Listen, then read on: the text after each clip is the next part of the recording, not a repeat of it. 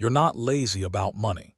Your brain is actively protecting you from changing anything. Millions stay trapped in financial mediocrity, not because they lack talent or opportunity, but because their minds are wired to resist change. It starts with something called status quo bias, a cognitive shortcut your brain takes to conserve energy. Your brain categorizes the current state as safe and everything else as risky, even if that everything else would actually improve your life. This is why someone earning $35,000 a year can have the same job for 15 years without asking for a raise. They're not incapable.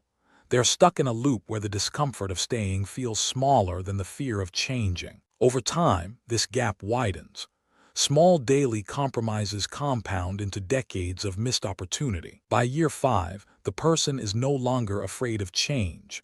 They're afraid of what change would cost them now. But here's what changes everything: understanding that the status quo is never actually static. Every single day, inflation erodes your purchasing power. Every day without a skill upgrade, others are learning faster than you. People who break free aren't more confident or braver. They simply realize that staying still is also a choice, and they reframe the discomfort of change as growth. They acknowledge the fear, but they move anyway, because they now understand that doing nothing costs more. The lesson isn't that you need to work harder. It's that your brain needs permission to redefine what safe means. Safe isn't comfort.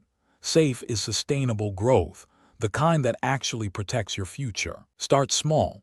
Identify one area where you're choosing comfort over growth. That's your status quo trap. Then ask yourself, what's the real cost of staying here for another 5 years? Once you can answer that honestly, the discomfort of change stops feeling risky.